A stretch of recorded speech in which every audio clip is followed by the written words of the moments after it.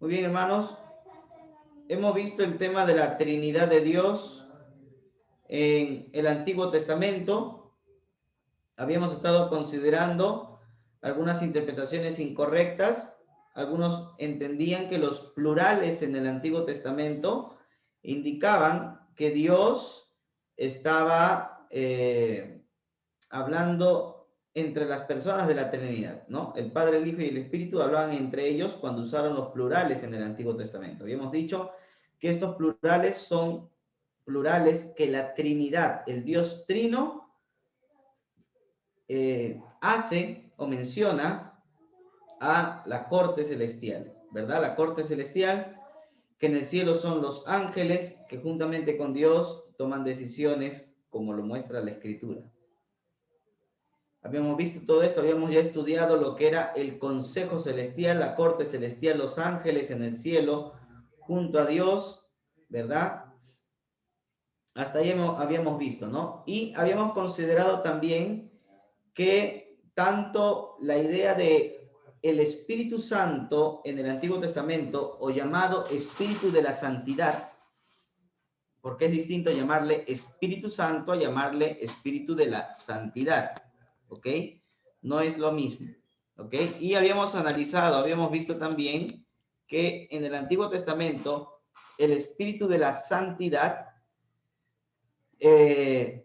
no era considerado independiente a Dios, sino que era considerado parte de Dios y por ende indistinto a Dios, ¿verdad?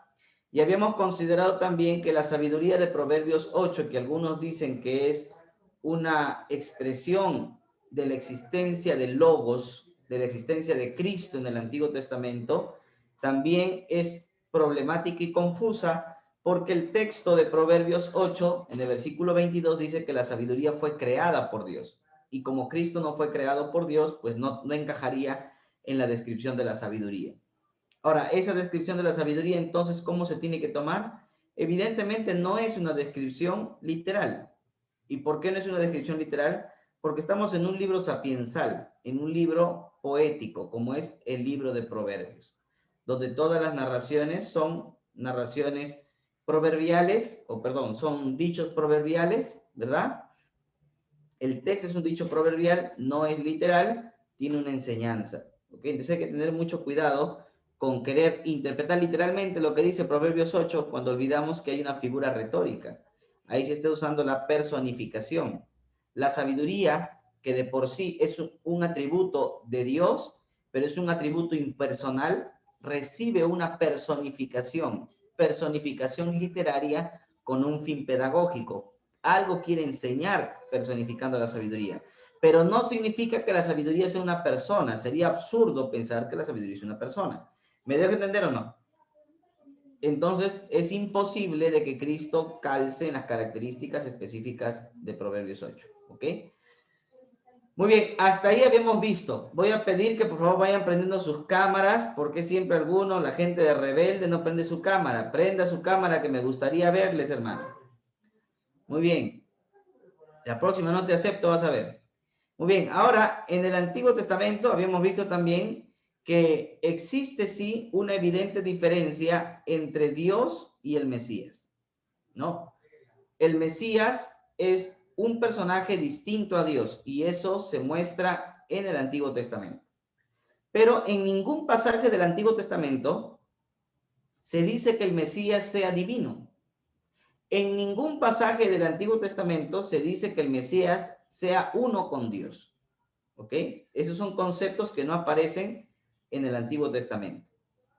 En las referencias del Antiguo Testamento sobre el Espíritu de Dios, este no aparece como una persona distinta a Dios, sino como una manifestación del mismo Dios. Hasta ahí habíamos visto. Conclusión, el Antiguo Testamento es consistente en mostrar una diferencia de personas entre Mesías y Dios. O sea, el Antiguo Testamento sí presenta que el Mesías es una persona distinta a Dios. Pero, ojo, esto no significa que los autores del Antiguo Testamento hayan dicho que el Mesías es distinto a Dios porque ellos tenían la finalidad de explicar la Trinidad. Falso. Ellos no tenían la idea de explicar la Trinidad, no querían explicar la Trinidad como tal, porque ellos no la entendían, no la conocían. Esa doctrina es una doctrina que no fue revelada en el Antiguo Testamento, así que sería mucho pedir que estos autores pudieran decir, ¿no? O pudieran hablar de la Trinidad en el Antiguo Testamento cuando era una doctrina desconocida. En el Antiguo Testamento nuestro Dios era trino, evidentemente. Alguien me estaría diciendo por ahí, usted niega la Trinidad. Yo no niego la Trinidad. Yo creo que en el Antiguo Testamento, en esencia, Dios es trino. Desde siempre Dios ha sido trino. Pero no significa que en el Antiguo Testamento haya revelado esa doctrina. ¿Me dejo entender? Él no ha revelado esa verdad hasta el Nuevo Testamento. Muy bien. Otro postulado, o sea, ¿hay diferencia de personas entre el Mesías y Dios? Sí, el Antiguo Testamento dice que sí hay diferencia. Otro postulado que da el Antiguo Testamento es que Yahvé es el uno y único. O sea que Yahvé es el único Dios. No hay otro Dios como Yahvé. ¿Se da cuenta o no? No hay otro Dios como Yahvé. Él es único en su género. No existe otro como él. Y esto es enoteísmo. Enoteísmo. Ahora, ¿qué habíamos dicho con enoteísmo? Que el pueblo de Israel, en sus orígenes, nosotros entendemos, ellos creían en Yahvé, adoraban a Yahvé, pero no eran monoteístas absolutos. Ellos eran enoteístas. O sea, creían en Yahvé, pero también creían que existían otras divinidades. Evidentemente no iguales a Yahvé, sino inferiores, pero Yahvé era el uno y único. ¿Ok? Por ejemplo, en las plagas de Egipto vemos a Yahvé avergonzando a los dioses falsos. Pero sería curioso que Dios avergüence a cosas que no existen. Si los dioses, otros dioses no existieran, estaría avergonzando no a otros dioses, sino simplemente a nadie. ¿Se da cuenta? Pero en el concepto bíblico, Yahvé es mayor que todos los dioses existentes de las naciones. Eso se llama enoteísmo. No niegan que hayan otros dioses, pero no creen que esos dioses sean iguales a Yahvé. ¿Me dejo entender? Como en el libro de Salmos, por ejemplo. En el libro de Salmos dice, te alabaré delante de los dioses, te exaltaré. Pero si los dioses no existían porque ellos eran monoteístas, entonces delante de qué dioses le iban a adorar. Recuerde usted, ellos eran enoteístas. Creían que Yahvé era el único Dios mayor y todos los demás dioses eran menores y no merecían la adoración. ¿Ok? Entonces, con los años y ya viniendo del exilio de Babilonia, cerca del siglo VI a.C., siglo V a.C., perdón, 5 siglos antes de Cristo, cuando Israel o Judá vuelve a su tierra después del exilio, ellos vienen con, eh, con estos conceptos del monoteísmo puro. Y es el concepto que predominó hasta la época de Jesucristo. El monoteísmo puro. Ya no enoteísmo, sino monoteísmo puro. ¿Ok? En las disputas, por ejemplo, de Elías con los profetas de Baal y de Aserá en el Monte Carmelo, se ve un intento de clarificar a Dios sobre el Dios Baal. Pero si Baal era un Dios que no existía, entonces no era necesario hacer esto. Pero en la mente de la gente, en la mente cultural de las personas, Baal existía, Aser existía. Así que en realidad fue una lucha de dioses para ver cuál era el dios más grande y el dios mayor. ¿Me dejan entender? La lucha en el Monte Carmelo no era para decir, Yahvé es el único Dios y los demás no existen. No, la lucha era para demostrar qué Dios era más fuerte. Por eso es que el pueblo de Israel, cuando miró que Yahvé fue el único que contestó, ellos dijeron, ah, Yahvé, entonces Dios o Yahvé es el Dios verdadero. ¿Ok? Ahora, en el libro de Isaías, capítulo 40, versículo 18 al 25, dice, ¿a qué pues haréis semejantes a Dios? ¿O con qué imagen le van a comparar? ¿A quién pues, versículo 25, me haréis semejante para que yo sea su igual? Dice el santo.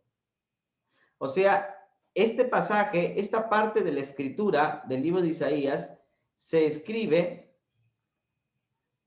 después del exilio, o probablemente durante el exilio. Se escribe en esa época, ya con una cosmovisión que era monoteísta. Y bajo esta cosmovisión monoteísta es que ellos comienzan a hablar que no hay otro Dios como Yahvé. Él es el uno y único. O sea, una evolución del enoteísmo a lo que posteriormente sería el monoteísmo, ¿no? Muy bien. Yahvé es uno solo, decían los judíos, y no hay otros dioses. Este ya es monoteísmo puro, ¿no? Por ejemplo, en el libro de Deuteronomio, capítulo 4, versículo 34 al 35, dice: los israelitas debían saber que no hay otro Dios aparte de Yahvé. Yahvé es el único Dios, no hay otro Dios. Y según Deuteronomio 4:39, Él es el Dios de los cielos y el Dios de la tierra. A esto se le puede añadir el Shema Israel. Shema Israel es la oración de Deuteronomio, capítulo 6, versículo 4, en donde dice: oye Israel, Yahvé nuestro Dios, Yahvé uno es. ¿Por qué se le llama Shema Israel? Porque Shema significa oye. Shema Israel, oye Israel. Serían las dos palabras con las que inicia este versículo. Esta es una confesión de fe monoteísta, 100% monoteísta. Se compone este libro, evidentemente, durante la época del rey Josías, probablemente se escribe. Y se escribe desde una perspectiva ya monoteísta, ¿verdad? Y evidentemente,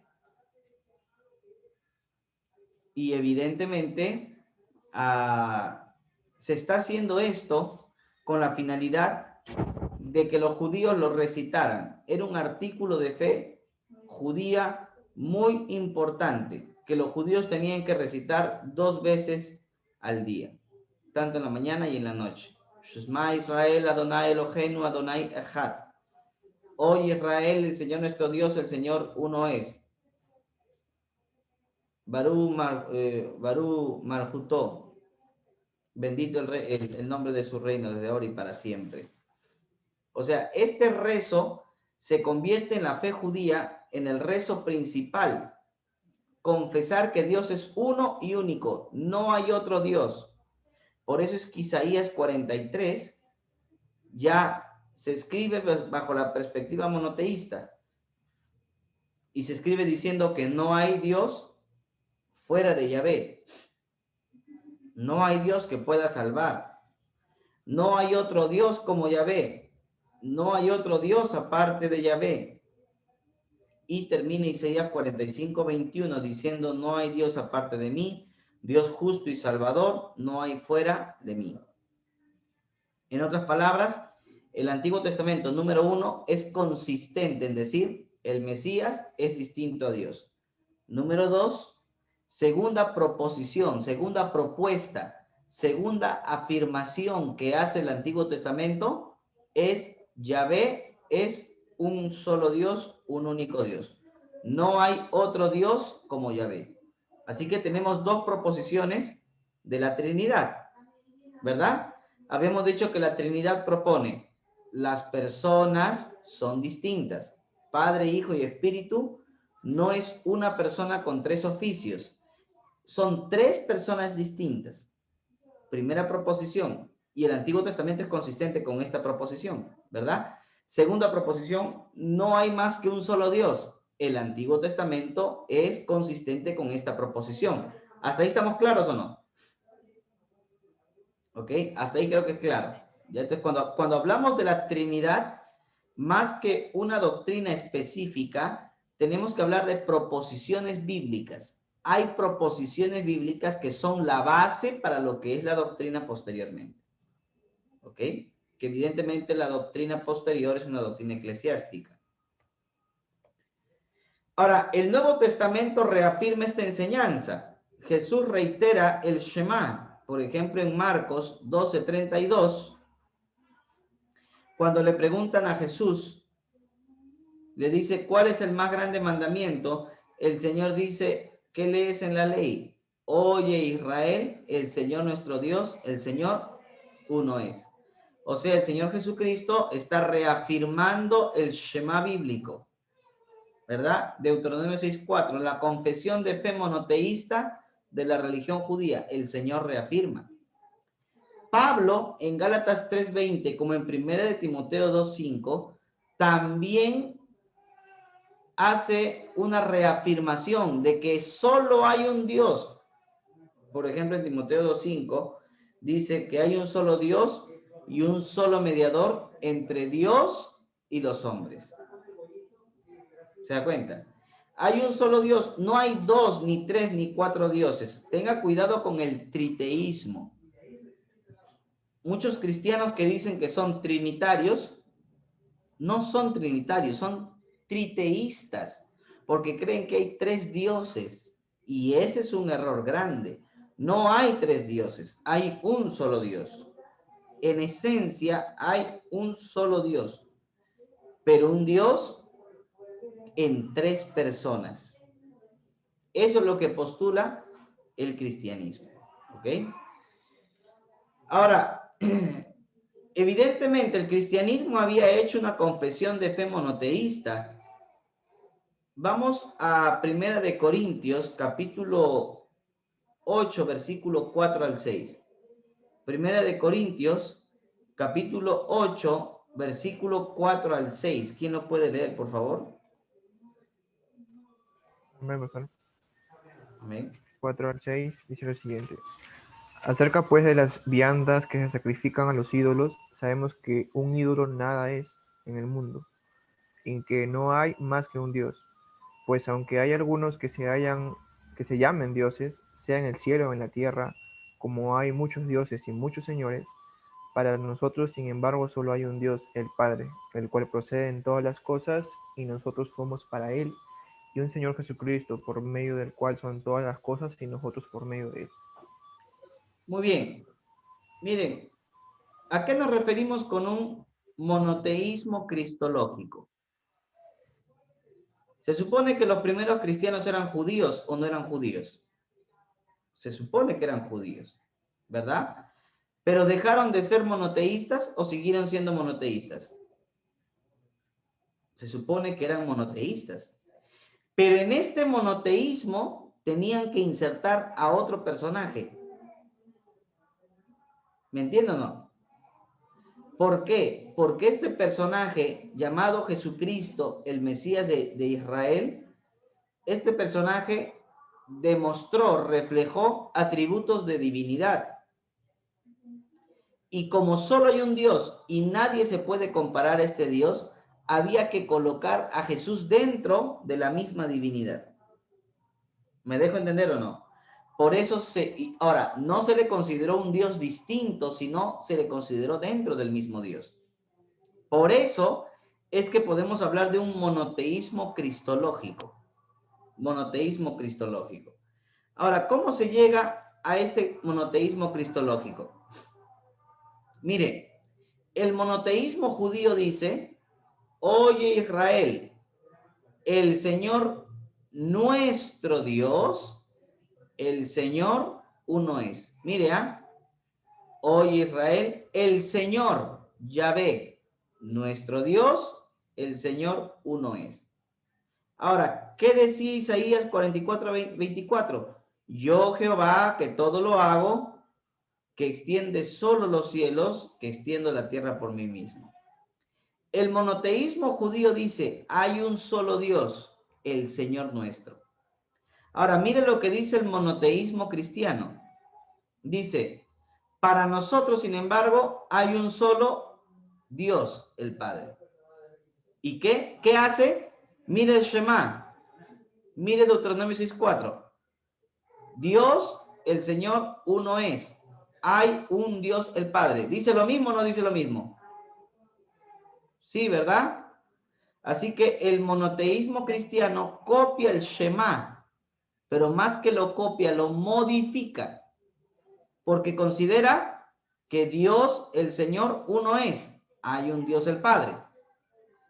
Y dice, del cual proceden todas las cosas y nosotros somos para él. Y mira acá, y un Señor. ¿Quién es ese Señor?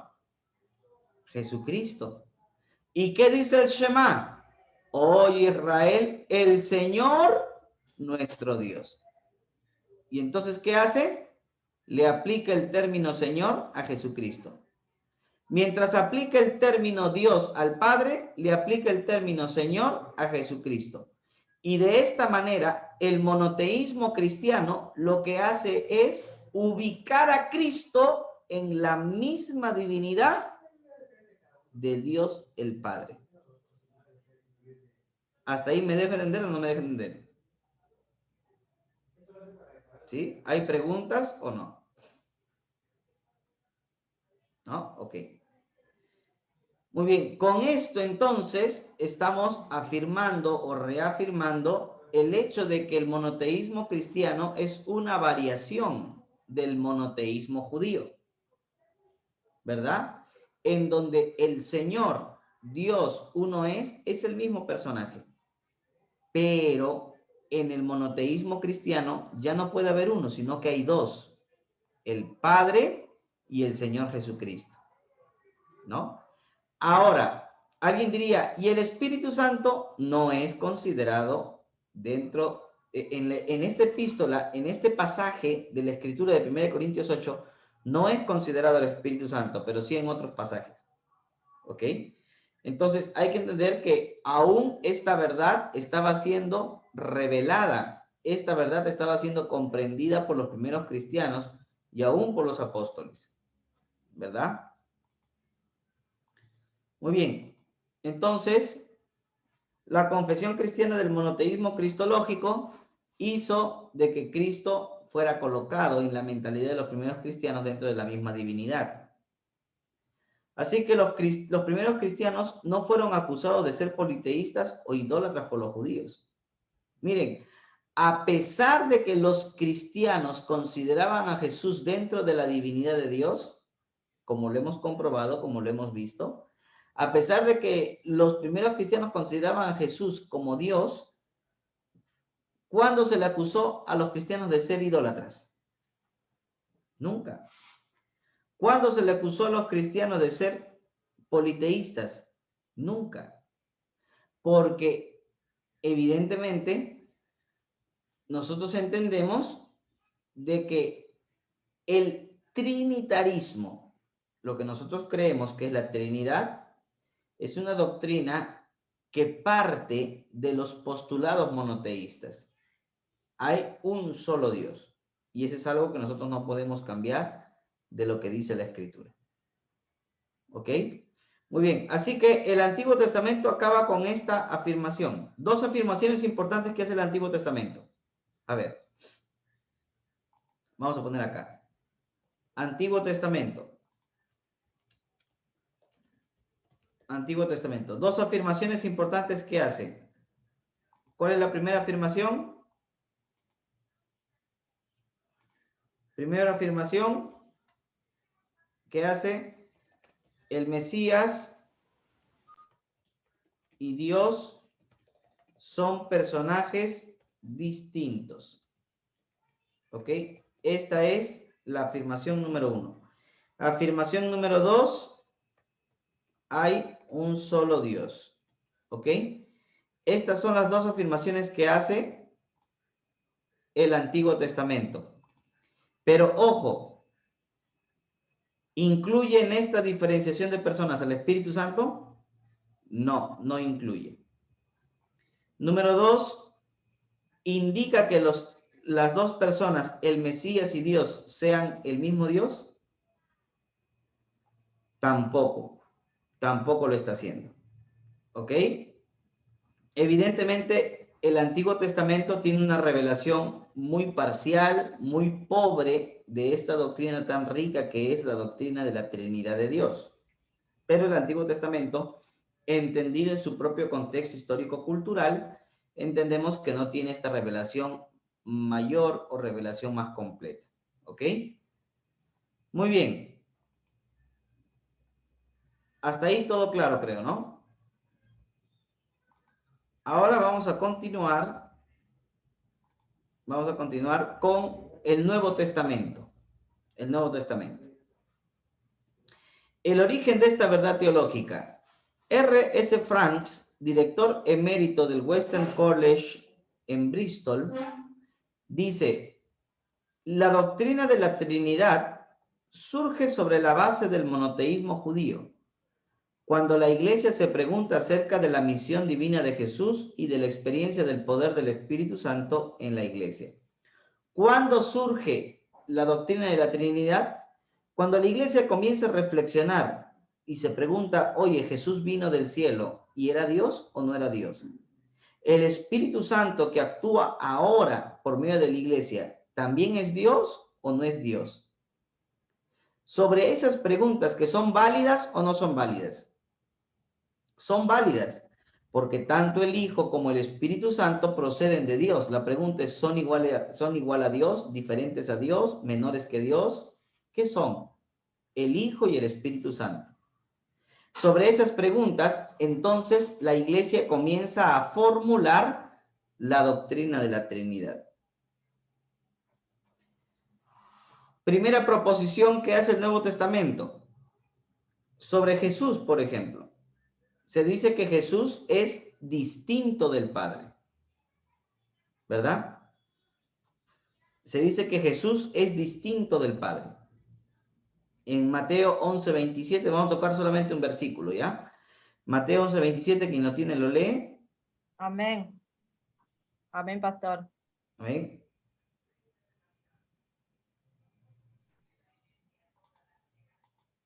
Todas las cosas me fueron entregadas por mi Padre, y nadie conoce al Hijo sino el Padre, ni el Padre conoce a alguno sino el Hijo, y aquel a quien el Hijo lo quiera revelar. Amén. Muy bien. Muy bien. Entonces, ¿qué quiere decir? Que el Padre y el Hijo son personas distintas, no es el mismo personaje. ¿Estamos de acuerdo? No es el mismo personaje. Ahora, ¿qué otra afirmación hace el Nuevo Testamento? Que Jesús es divino y es uno con el Padre. Miren lo que dice Juan 1:1. ¿Alguien lo tiene?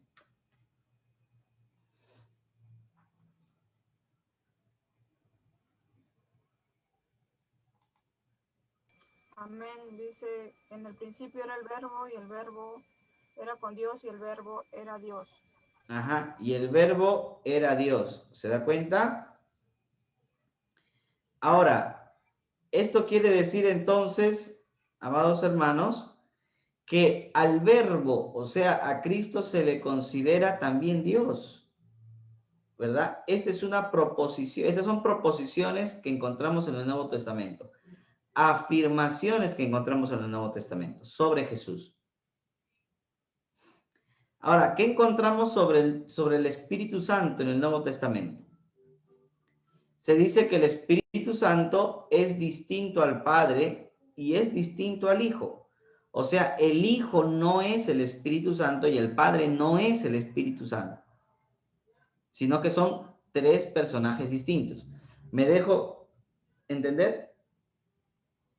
Ahora dice, Jesús le pedirá al Padre que envíe otro consolador. El hecho de que sea otro consolador ya indica que es otro personaje distinto. No es ni el Padre y no es Jesús. Y el Padre enviará al Consolador en el nombre de Jesús. Así que el Espíritu Santo no es Jesús ni tampoco es el Padre. ¿Me dejan entender? Ahora, este Espíritu procede del Padre. Quiere decir que no es Él. Jesús irá al Padre y el Consolador va a poder venir. Quiere decir que no es Cristo el Consolador. Y el Consolador o el Espíritu Santo es llamado el Espíritu de verdad, que enseñará todo lo que tiene que ver con el Padre y con el Hijo. Perdón, si el Espíritu Santo es el Espíritu de verdad que va a revelar todo lo que tiene que ver con el Padre y con el Hijo, Entonces, hermano, quiere decir que evidentemente el Espíritu Santo no es el Padre y no es el Hijo. ¿Ok? ¿Hasta ahí está claro o no está claro? Esos pasajes son claros para enseñarnos a nosotros de que el Padre, el Hijo y el Espíritu no es la misma persona. ¿Ok? No es la misma persona. Son personas completamente diferenciadas, distintas según esos pasajes. Ahora, Primera de Corintios, capítulo 2, versículo 10 al 11, dice que nadie ha entendido la mente de Dios, sino solo el Espíritu de Dios, porque habita en Dios y está en Dios. Esto es muy significativo porque en el lenguaje parafraseado, lo que el apóstol Pablo está queriendo decir es que el Espíritu Santo, siendo un personaje distinto al Padre, también es llamado Dios. ¿Ok? Es Dios como tal. Entonces, de allí es que comenzamos a ver algunas afirmaciones que da el Nuevo Testamento. ¿Ok? Ahora, distinción de personas. Distinción de personas en el Nuevo Testamento. Mire, Mateo 3, 16 al 17. Y Jesús, después de que fue bautizado, subió luego del agua, y aquí los cielos le fueron abiertos, y vio al Espíritu de Dios, que descendía como paloma y venía sobre él. Y hubo una voz de los cielos que decía, este es mi Hijo amado. ¿Ahí hay tres personas o una sola persona? Tres personas. Jesús en el agua, el Espíritu bajando y una voz de los cielos. ¿Verdad? Entonces, ahí encontramos la evidencia de tres personas. De tres personas distintas. Mateo 12, 28, Jesucristo dice, pero si yo, Jesús, por el Espíritu de Dios, el Espíritu Santo, echa fuera los demonios, ciertamente ha llegado a ustedes el reino de Dios. Yo, Mesías, Espíritu Santo, reino de Dios. Padre, Hijo y Espíritu Santo, tres personas distintas. ¿Ok? Otro pasaje, Hechos 7:55, dice, pero Esteban, lleno del Espíritu Santo, y puesto los ojos en el cielo, vio la gloria de Dios y a Jesús que estaba a la diestra de Dios. Allí la gloria de Dios y Jesús demuestra evidentemente que son personajes distintos. ¿Ok? Son personajes distintos. Primera de Tesalonicenses 1, 3 al 5 dice, acordándonos sin cesar delante de Dios y Padre nuestro, ojo, Dios y Padre nuestro de la obra de fe, el trabajo de vuestro amor y vuestra constancia en la esperanza. Ahora mire, en nuestro Señor Jesucristo, porque conocemos, amados de Dios, vuestra elección, pues nuestro evangelio no llegó a ustedes en palabras solamente, sino también en poder en el Espíritu Santo. Nuevamente se hace la diferenciación entre Padre, Hijo y Espíritu Santo. ¿Me dejo entender? Hay una diferenciación. No son la misma persona. ¿Ok? Primera de Tesalonicenses 5, 18 al 19. Dad gracias en todo, porque esta es la voluntad de Dios para con ustedes. En Cristo Jesús no apaguéis al Espíritu. ¿Ve? Dios, Cristo, Espíritu Santo. Segunda de Tesalonicenses 2:13, pero nosotros debemos dar siempre gracias a Dios respecto a ustedes, hermanos amados, por el Señor, de que vuestro Dios haya escogido desde el principio para vuestra salvación, mediante la santificación por el Espíritu y la fe en verdad. ¿Ok? Interesante, ¿verdad? Aquí encontramos nuevamente al Padre Dios, al Señor Jesucristo y al Espíritu Santo. Otro texto. Gálatas 4:6 dice, por cuanto sois hijos, Dios envió a vuestros corazones el espíritu de su Hijo. Dios, espíritu e Hijo. ¿Eh? Dios, espíritu e Hijo. El cual clama Abba Padre. Primera de Corintios 1, 21 al 22. Y el que nos confirma con ustedes en Cristo y el que nos ungió es Dios, el cual también nos ha sellado y nos ha dado las arras del Espíritu en nuestros corazones. Cristo, Dios y Espíritu Santo. Tres personajes distintos. No es el mismo personaje. En el Nuevo Testamento es más claro, ¿no? En el Antiguo Testamento no es claro, así como es el Nuevo Testamento. Pero el Nuevo Testamento es mucho más claro en esta revelación de la diferenciación de personas, ¿verdad? Romanos capítulo 8, versículo 2 al 3 dice, porque la ley del Espíritu de vida en Cristo Jesús me ha librado de la ley del pecado y de la muerte. Porque lo que era imposible para la ley por cuanto era débil por la carne, Dios, enviando a su Hijo en semejanza de carne de pecado, y a causa del pecado, condenó al pecado en la carne. Entonces tenemos el Espíritu de vida, Dios y su Hijo. ¿Verdad? Tres personajes distintos. En Efesios 5, 18 al 20 dice, no se embriaguen con vino, en lo cual hay disolución, antes bien sean llenos del Espíritu, hablando entre vosotros con salmos, himnos, cánticos espirituales, cantando y alabando al Señor en vuestros corazones, dando siempre gracias por todo al Dios y Padre, en el nombre de nuestro Señor Jesucristo, el Espíritu del Señor y Dios y Padre. Hebreos 9:14 dice la Escritura, cuanto más la sangre de Cristo, el cual mediante el Espíritu eterno se ofreció a sí mismo sin mancha a Dios, limpiará vuestras conciencias de obras muertas para que sirváis al Dios vivo. Entonces tenemos la sangre de Cristo, el Espíritu eterno y Dios. ¿Ok? Tito capítulo 3, versículo 4 al 6. Pero cuando se manifestó la bondad de Dios, nuestro Salvador, y su amor para con los hombres, nos salvó no por obras de justicia que nosotros hubiéramos hecho, sino por su misericordia, por el lavamiento de la regeneración y por la renovación en el Espíritu Santo. Bondad de Dios, renovación en el Espíritu Santo, en el cual derramó en nosotros abundantemente por Jesucristo nuestro Salvador. Nuevamente tenemos la diferencia entre Dios, el Espíritu y Jesucristo.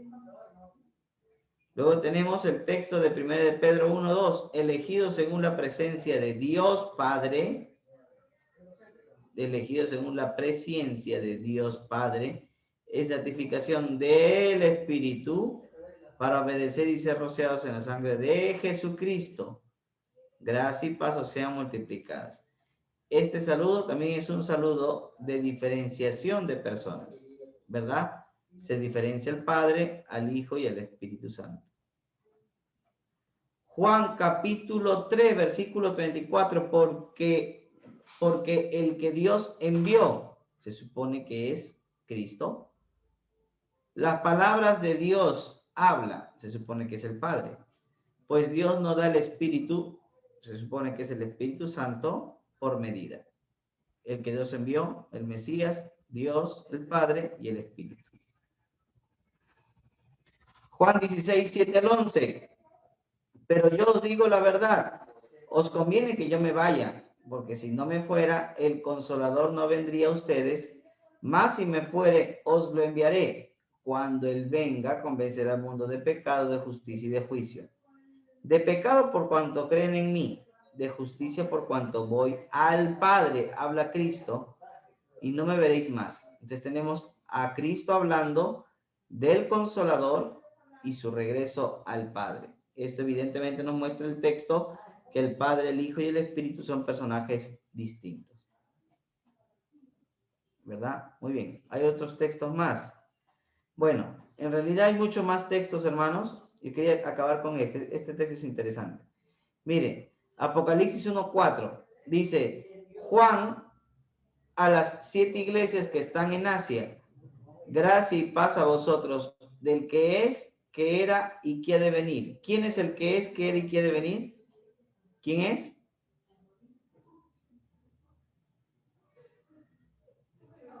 Dios el Padre. Él es el que es, que era y que ha de venir. ¿Ok? Dios el Padre. ¿Ok? Y es una paráfrasis del nombre Yahvé. Recuerde que Yahvé significa el siempre existente o el que existe eternamente. Así que él es, que era y que ha de venir. Ahora, y de los 7 espíritus, ¿a quién se refiere a 7 espíritus? Al Espíritu Santo en sus 7 manifestaciones. Y luego dice, y de Jesucristo es el testigo fiel. Así que tenemos al Padre, al Espíritu Santo y a Jesucristo. ¿Ok?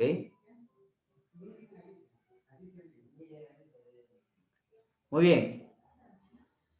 Acá tenemos varios pasajes de la Escritura. Miren ustedes la cantidad de pasajes que tenemos.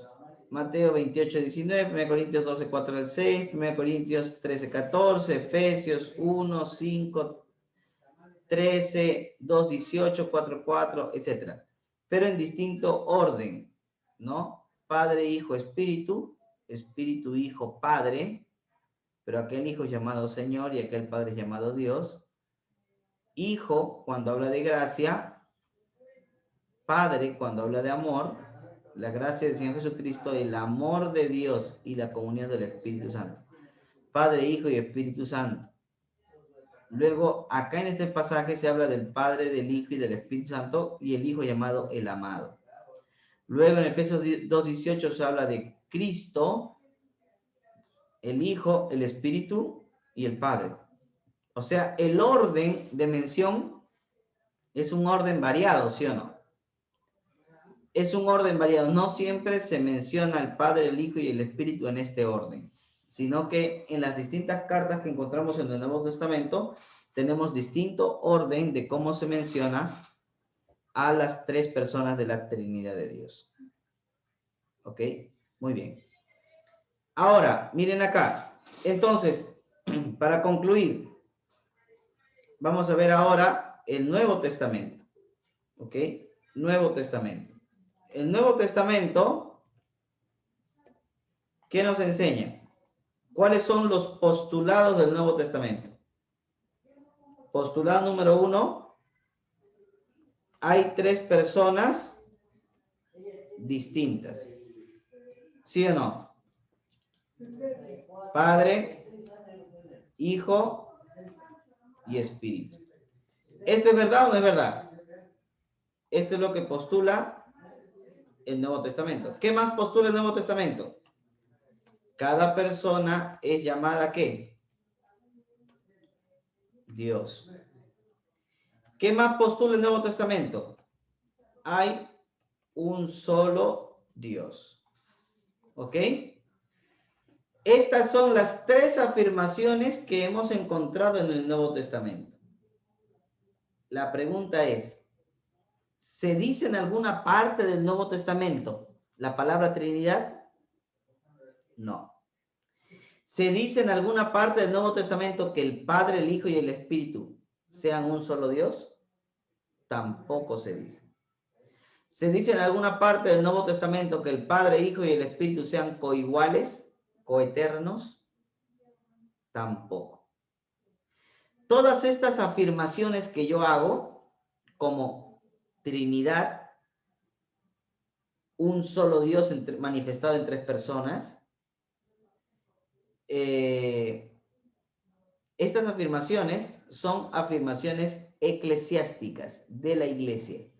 La Iglesia, examinando el testimonio de la Biblia, determina o expresa o menciona, reflexiona y dice, existe una Trinidad, tiene que existir una Trinidad. ¿Y por qué tiene que existir la Trinidad? Porque estas afirmaciones que hace el Nuevo Testamento no pueden quedar al aire. Estas afirmaciones que hace el Nuevo Testamento no pueden quedar sin una conclusión. Tiene que haber una conclusión lógica de estos pasajes. Pero la conclusión trinitaria no es del Nuevo Testamento. Es producción de los padres de la iglesia, producción de la iglesia cristiana. Pero evidentemente, la iglesia cristiana y los padres de la iglesia no inventaron la doctrina de la Trinidad porque no tenían nada que hacer, sino que reflexionaron de las propuestas, de las afirmaciones que hace el Nuevo Testamento. ¿Dejo en claro eso? ¿Ok? Muy bien. Pregunta, hermano Bismarck, creo.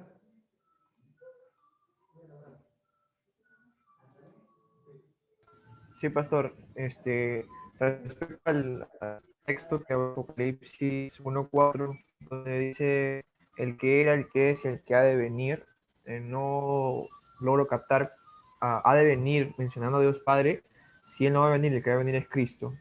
O sea, ¿por qué hacerle referencia a Dios Padre? Podría hacerme entender esa parte. Dios el Padre viene en la persona de Cristo. O sea, Cristo es representante de Dios el Padre. Por eso es que si viene Cristo, viene Él. Pero entonces también podemos decir que quien se habla en esa persona ahí también puede ser Cristo, entonces. No, porque Cristo es mencionado como el testigo fiel y verdadero en el versículo siguiente. El que es, que era y que ha de venir, pero va a venir representado en Jesucristo, es el Padre. ¿Ok? Ahí el saludo es trinitario. Si uno dice el que es, que y que ha de venir se refiere a Cristo, se estaría refiriendo 2 veces a Cristo y una al Espíritu. Pero el saludo es trinitario. Si el saludo es trinitario, la primera es una referencia al Padre, la segunda al Espíritu y la tercera al Hijo. Ok. Entonces, pastor, Dios Padre, cuando estemos, una pregunta muy aparte del tema, cuando estemos en el cielo, no vamos a palpar a Dios Padre, porque va a ser Cristo. Ok. Lo vamos a responder cuando estemos en escatología, ¿ya?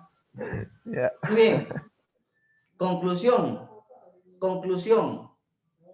Si la Biblia no habla de la Trinidad, no usa el término Trinidad y no concluye, solamente presenta las principales afirmaciones sobre la Trinidad, ¿este término de dónde sale? ¿Quién lo inventó? Ojo, las escrituras del Nuevo Testamento no incluyen el término Trinidad. El primer personaje que habló de Dios usando el término Trinidad fue Teófilo de Antioquía, cerca del año 180 después de Cristo. Y parece haber sido el primer autor cristiano en utilizar el término griego trias para referirse a la deidad. Pero en el año 213, unos años más adelante, cerca de 30 años después, Tertuliano, escribiendo a algunos cristianos, fue presumiblemente el primer autor cristiano que utiliza el término latino trinitas para hablar de Dios. O sea, habla de Dios y lo llama trinitas, como diciendo 3 personas en un solo Dios. Y Tertuliano es el primero que utiliza el término Trinidad específicamente. ¿Ok? Pero ojo, no es una afirmación explícita del Nuevo Testamento. ¿Ok? Los autores del Nuevo Testamento dieron testimonio de una relación que involucraba al Padre, el Hijo y el Espíritu Santo. Claro, porque encontramos en el Nuevo Testamento una relación entre Padre, Hijo y Espíritu. Pero los autores del Nuevo Testamento no definieron y no elaboraron cuál es la naturaleza precisa de esa relación entre ellos. Ellos solamente mencionaron la actividad y la manifestación histórica de cada una de las personas. Ellos mencionaron cómo se reveló el Padre en el Antiguo Testamento. Ellos revelaron cómo se revela Cristo en el Nuevo Testamento. Ellos mencionaron cómo se reveló el Espíritu en la era de la Iglesia. Pero no dice la relación que une a los 3. Arthur William Wainwright dice afirmando que los autores del Nuevo Testamento reconocían la Trinidad de Dios, pero que la formulación formal de la doctrina fue posterior, ya que su interés estuvo en ocupar otros temas en sus epístolas. ¿Por qué es que los apóstoles no hablaron de la Trinidad de manera clara? ¿Por qué no lo hicieron? ¿Porque desconocían la doctrina? No, probablemente la conocían bien. Pero las epístolas abarcan otros problemas, no necesariamente los problemas sobre la Trinidad. Y al quedar sin escribirse, la iglesia posteriormente tuvo que tomar los postulados o las afirmaciones de la Biblia y convertirlos en la doctrina de la Trinidad como nosotros lo conocemos hoy en día. Y de esa manera tenemos entonces la doctrina de la Trinidad. ¿Preguntas, hermanos?